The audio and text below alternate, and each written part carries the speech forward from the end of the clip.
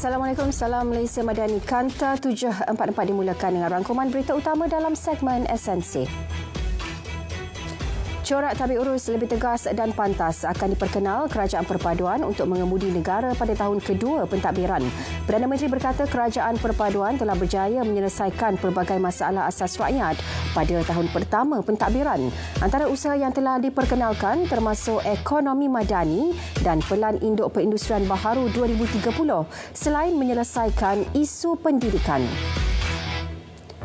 Isu ekonomi dan usaha tingkat pendapatan rakyat akan terus jadi fokus Kerajaan Perpaduan.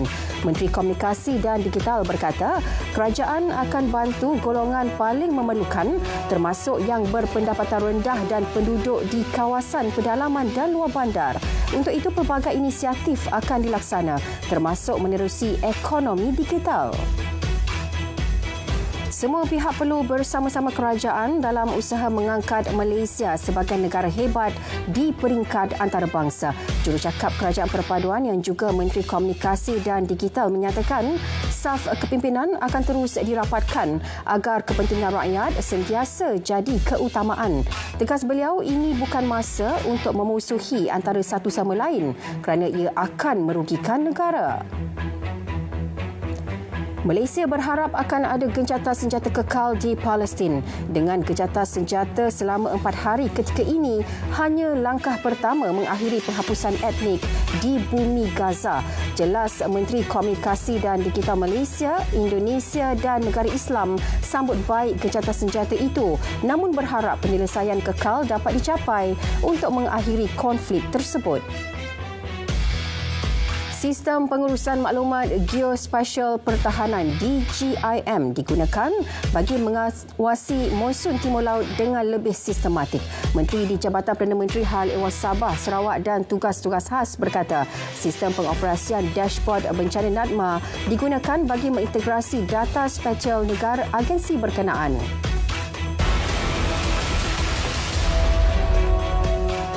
Situasi semasa banjir di Terengganu. Setakat pukul 6 pagi, jumlah penduduk terjejas berkurangan kepada 1,181 orang daripada 320 keluarga. Menurut portal info bencana JKM, 18 PPS masih dibuka di negeri itu. Sementara itu, di Kelantan, 62 penduduk daripada 14 keluarga masih berlindung di 2 PPS. Jalan Petaling dilanda banjir kilat susulan hujan lebat petang semalam.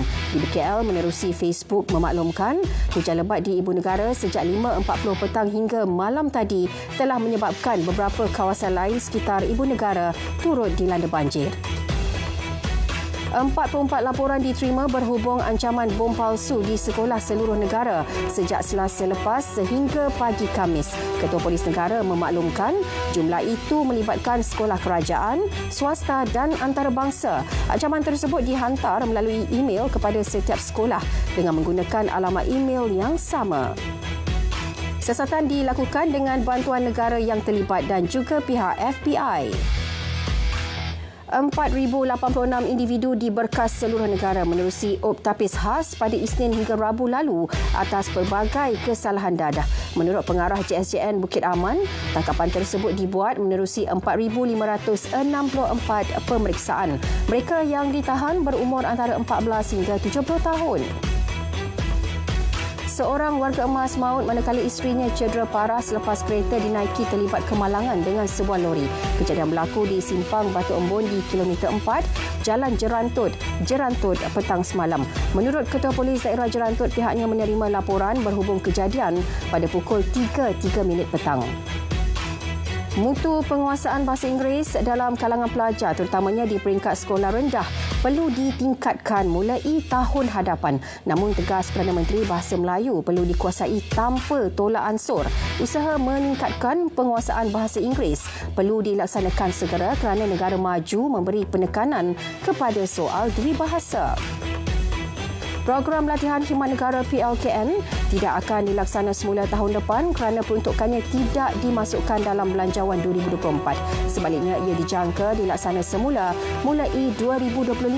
Menteri Pertahanan memaklumkan fokus ketika ini tertumpu kepada melengkapkan kajian mengenai pelaksanaan semula program berkenaan.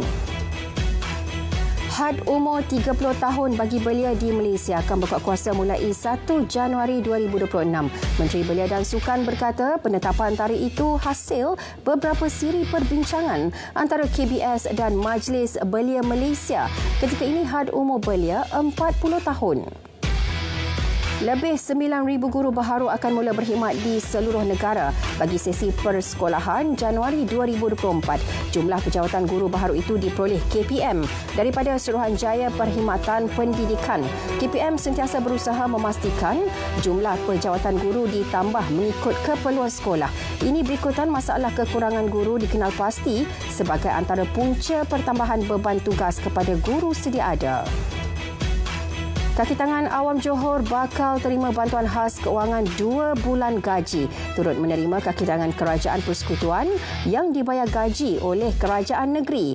Menteri Besar Johor berkata bantuan ini menjadi pembakar semangat dan pemangkin motivasi agar penjawat awam terus berkhidmat dengan cemerlang. Tarif baharu air Negeri Sembilan. Kerajaan negeri kekal beri subsidi bagi memastikan rakyat tidak terbeban meskipun berlaku kenaikan tarif air. Menteri Besar beri jaminan kadar baharu yang ditetapkan nanti akan dipastikan tidak berada pada tahap yang membebankan rakyat. 5 lembangan sungai di Selangor yang membekalkan lebih 90% sumber bekalan air kepada penduduk Selangor dan Lembah Kelang serta Putrajaya dikategorikan bersih sejak 2018 hingga tahun lalu. 5 lembangan sungai itu adalah Sungai Selangor, Sungai Langat, Sungai Tengi, Sungai Sepang dan Sungai Bernam. Menurut Exko Kesihatan Awam dan Alam Sekitar Negeri Selangor, hanya satu lembangan sungai iaitu Sungai Kelang dikategori sebagai sederhana tercemar dengan indeks kualiti air antara 64 dan 77.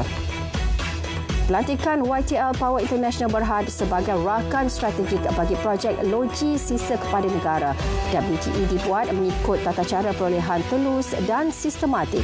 Exco Selangor menyatakan proses pemilihan dibuat bermula 12 November 2019 menerusi pelawaan memberi cadangan yang diiklankan secara terbuka dalam media masa.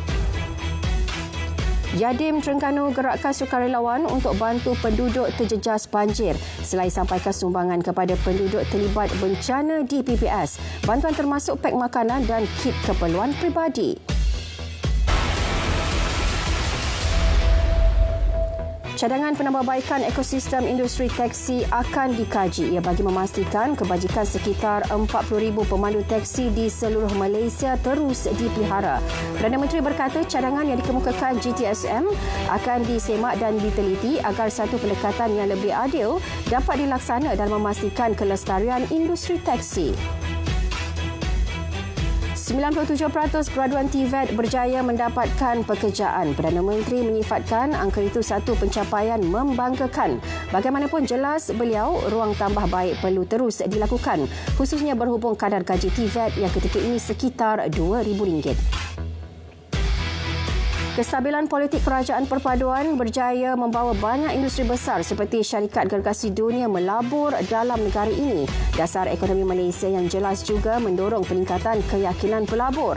Perdana Menteri berkata dengan kemasukan pelaburan baharu tersebut, ia membuka peluang pekerjaan kepada golongan muda termasuk graduan TVET. Produktiviti buruh di Malaysia mencatatkan RM42.2 per jam bekerja pada suku ketiga 2023. Ia memulih sedikit berbanding RM40.6 per jam pada suku kedua. Ketua Perangkaan berkata ia susulan pertumbuhan ekonomi dan pekerjaan yang lebih kukuh. Fungsi promosi pelaburan dan pemasaran di peringkat persekutuan akan dipusatkan di bawah MAIDA menjelang 1 Januari 2024. Perkara itu dibincangkan semasa perjumpaan pertama mesyuarat Jawatankuasa Koordinasi Pelaburan yang baru saja diaktifkan semula. Pengaktifan semula itu bertujuan perkukuh lanskap agensi penggalak pelaburan negara. Industri runcit Malaysia dijangka berkembang pada 3.4 hingga 3.5% pada 2024. Menurut Timbalan Presiden Persatuan Rantaian Runcit Malaysia, anggaran itu dipacu pelbagai faktor termasuk kenaikan cukai jualan dan perkhidmatan, kenaikan kos bahan mentah dan isu geopolitik. Pembangunan projek Taman Perindustrian Perikanan Antarabangsa Bagan Datuk Perak. Menteri Besar Perak berkata kerajaan negeri bekerjasama dengan dua syarikat bangunkan projek berimpak tinggi dengan nilai pelaburan bernilai lebih RM2 bilion. Ia antara langkah memperkasa agenda sekuriti makanan negara khususnya melalui sektor perikanan. Pembinaan Jambatan Darat Thailand. Kerajaan dalam proses menunggu hasil kajian berhubung kesan pembinaan itu ke atas ekonomi Malaysia selesai. Ia bagi melihat laporan data sekaligus memudahkan kerajaan membuat keputusan yang tepat.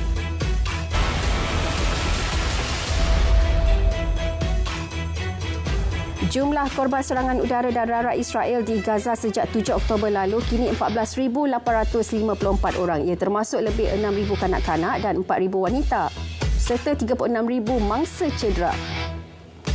Jumlah kematian dalam kalangan kaki tangan perubatan termasuk doktor, jururawat dan paramedik pula mencecah 205 orang.